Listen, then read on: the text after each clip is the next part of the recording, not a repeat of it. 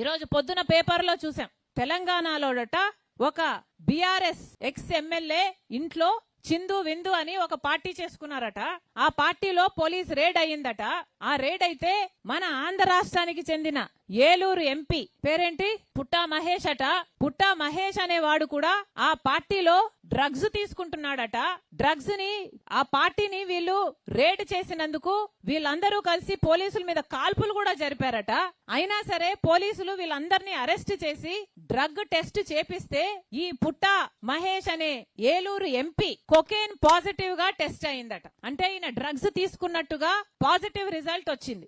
ఎంత అన్యాయం అంటే ఒక రాజ్యాంగబద్ధమైన ఒక ఎంపీ పోస్టులో ఉన్న ఒక ఎంపీ పార్లమెంట్ జరుగుతుండగా పక్క ఢిల్లీలో పార్లమెంట్ జరుగుతుంది. ఒక ఎంపీ డ్రగ్స్ తీసుకుంటూ పట్టుబడ్డాడు. ఇది ఎంత సిగ్గుచేటు. ఒక కాన్స్టిట్యూషనల్ పోస్ట్ లో ఉన్న వ్యక్తి ఎంత ఇర్రెస్పాన్సిబుల్ గా డ్రగ్స్ తీసుకుంటూ పట్టుబడితే ఏ యాక్షన్ ఉండద్దా?